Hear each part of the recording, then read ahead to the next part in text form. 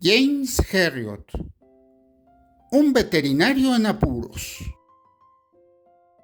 Capítulo 19. Miré a mi alrededor el montón de botas, las pilas de camisas, las hileras de estantes y casillas vacías. Estaba empleado en los almacenes de Heaton Park, prueba viviente de que a la Real Fuerza Aérea se le había presentado un buen problema. La gran máquina de guerra seguía funcionando con bastante suavidad para este momento, enviando en corriente constante aviadores, pilotos y técnicos de navegación, o dedicándoles a trabajos distintos si no conseguían el título. Y sonaba como una maquinita bien engrasada, mientras nada turbara su ritmo. Pero yo era como un granito de arena entre las ruedas, y a lo largo de varias entrevistas deduje que estaba originando cierto grado de desconcierto a la administración.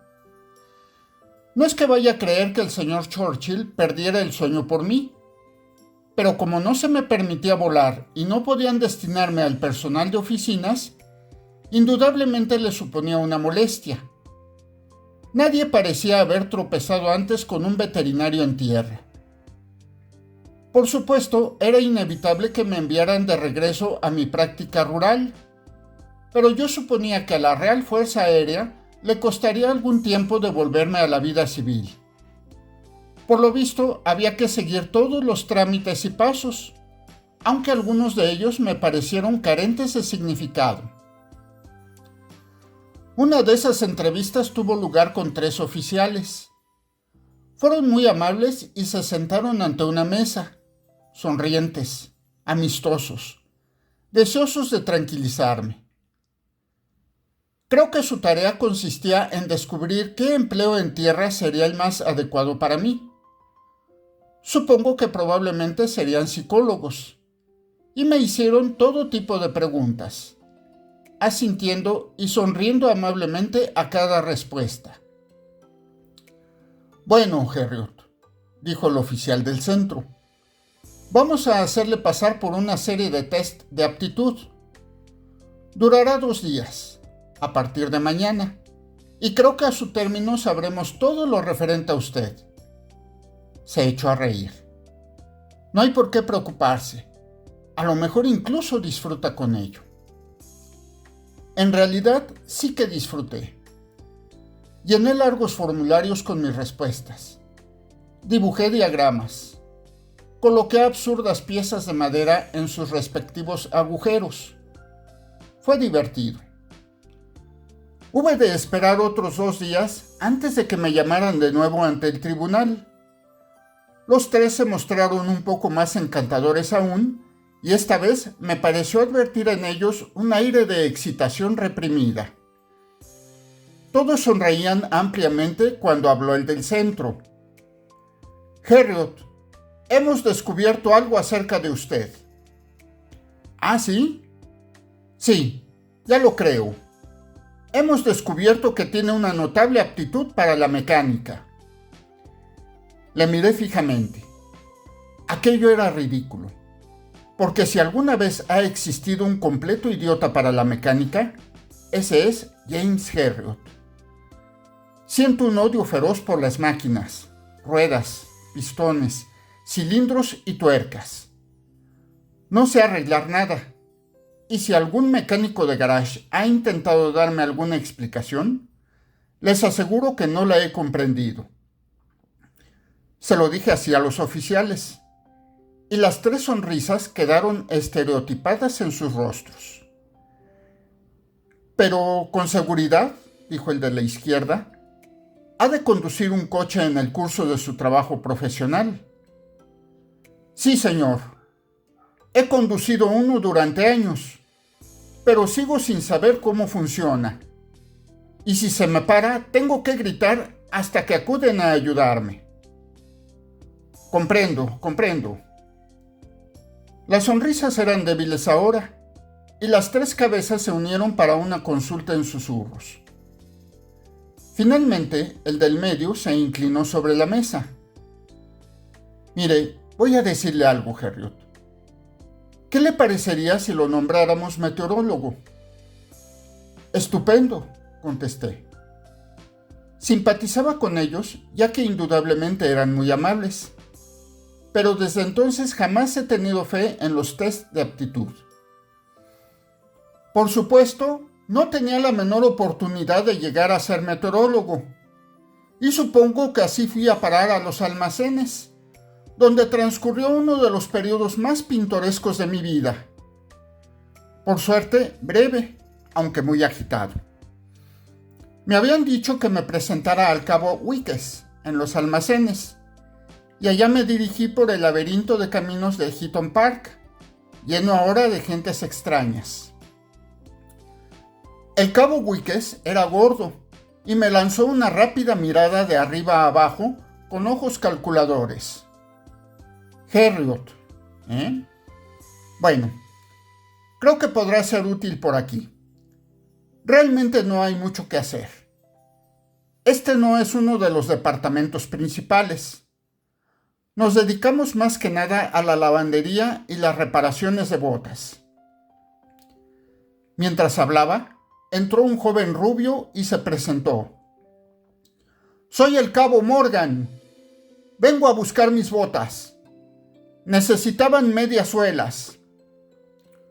Wickes hizo un gesto con la cabeza y así le eché la primera ojeada al montón de botas. Ahí están. Tendrán su etiqueta. El joven se quedó algo sorprendido, pero pasó tras el mostrador y empezó a registrar entre los centenares de objetos negros e idénticos. Le llevó casi una hora encontrar sus botas, mientras el cabo seguía fumando sin demostrar el menor interés. Cuando al fin logró desenterrarlas, Wickes tachó su nombre de una lista muy larga sin pronunciar una palabra. Esto es precisamente lo que va a hacer usted, me dijo luego. Nada de importancia. Y no exageraba. No había vida en aquel departamento. Solo necesité un par de días para percatarme de la existencia tan cómoda que se había organizado Wickes. La administración de un almacén es un trabajo honorable, pero no como lo hacía él. Los innumerables compartimientos, nichos y casillas que cubrían los muros del barracón estaban marcados con letras o números, e indudablemente las botas y camisas que ingresaban allí debían almacenarse en orden para una entrega más fácil y rápida. Pero eso hubiera implicado trabajo, y sin duda el cabo sentía aversión por esa palabra. Cuando llegaban las botas ya reparadas, se amontonaban en el centro de la barraca, y los paquetes de ropa limpia, atados con un cordel, iban poniéndose en pilas, siempre la camisa encima, hasta que formaban un túmulo azul que casi llegaba al techo. Al cabo de 3 días, ya no pude soportarlo más. Mire, le dije, se me haría más corto el tiempo si tuviera algo en que ocuparme. ¿Le importa que empiece a colocar todas esas cosas en los estantes? La entrega sería luego mucho más fácil. Wickes siguió con la vista clavada en la revista que leía. Era un lector ávido, y al principio creí que no me había oído. Luego se pasó el cigarrillo a la comisura con un movimiento de la lengua y me miró a través del humo. A ver si se le mete esto en la cabeza, amigo, gruñó. Si yo quisiera que se hiciera algo, ya se lo diría. Yo soy el jefe aquí y yo daré las órdenes, ¿de acuerdo? Y siguió leyendo la revista. Volví a dejarme caer en la silla.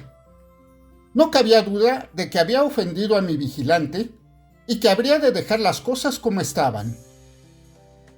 Pero vigilante no es el nombre adecuado para Wickes, porque al día siguiente, después de un último lavado de cerebro en el que dejó bien claro de que el procedimiento no debía alterarse en absoluto, desapareció y a excepción de unos minutos cada mañana, ya no volví a verle por allí.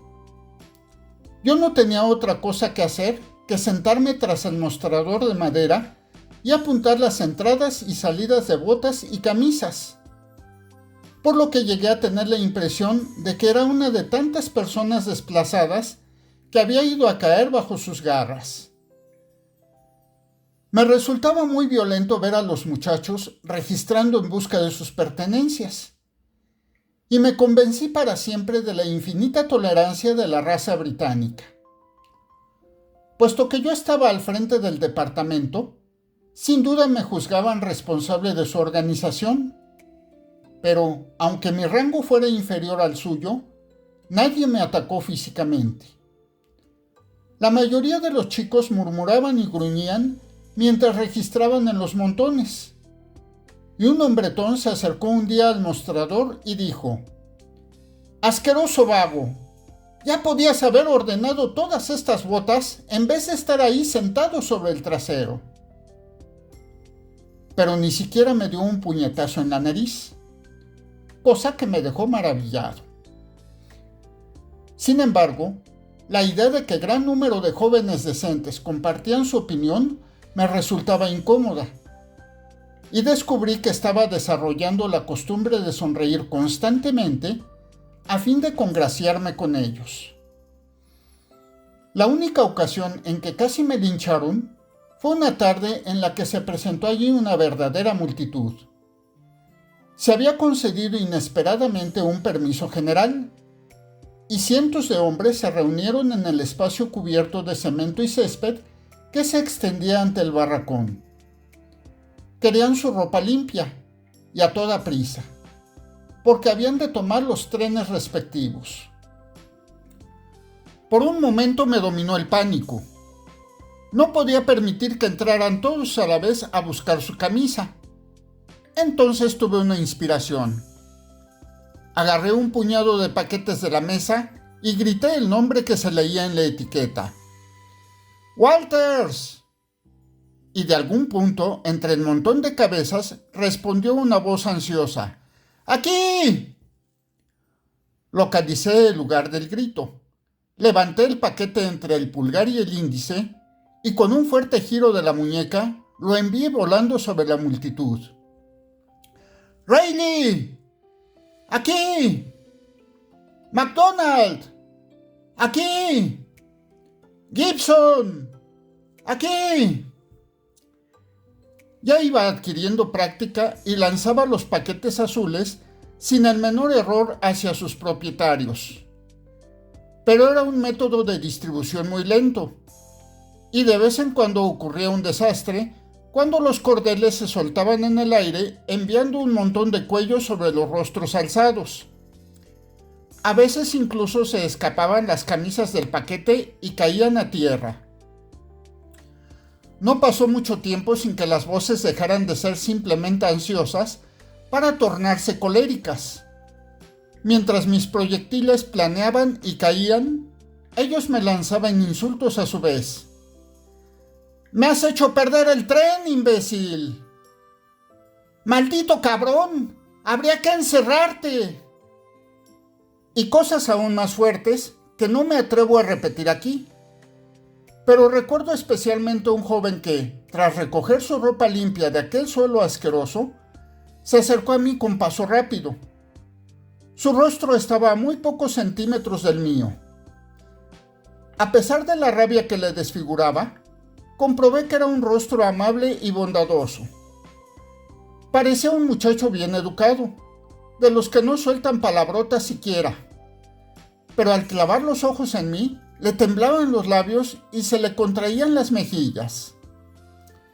«Esto es», tartamudeó, «esto es un sistema de bastardos». Escupió las palabras y se alejó. Por supuesto, yo estaba completamente de acuerdo con él, pero seguí lanzando tercamente los paquetes mientras, allá en el fondo de mi cerebro, una vocecita se preguntaba cómo James Herriot, miembro del Colegio Real de Veterinaria y piloto adiestrado, había llegado a meterse en aquel lío. Al cabo de una hora, apenas se veía una reducción apreciable en aquella muchedumbre, y tuve conciencia de la creciente inquietud que se reflejaba en la confusa masa de rostros expectantes. De pronto, como si todos se hubieran puesto de acuerdo, la muchedumbre cayó sobre mí en una oleada. Me eché atrás agarrando un puñado de camisas, convencido de que había llegado la hora del linchamiento. Pero mis temores carecían de base. Lo único que deseaban era un reparto más rápido, de modo que una docena de chicos saltaron el mostrador, se pusieron junto a mí y empezaron a seguir mi ejemplo. Si los proyectiles habían volado antes de uno en uno sobre sus cabezas, ahora se oscurecía el cielo con los objetos volantes. Las colisiones en el aire eran frecuentes. Caían los cuellos, volaban los pañuelos y los calzoncillos se posaban con delicadeza. Por fin, tras un periodo de caos que pareció una eternidad, el último piloto recogió su ropa limpia y tirada por allí, y se marchó tras lanzarme una mirada de odio. Me quedé solo en la barraca con el triste convencimiento de que mi prestigio estaba por los suelos, y la no menos triste convicción de que la Real Fuerza Aérea seguía sin saber qué hacer conmigo.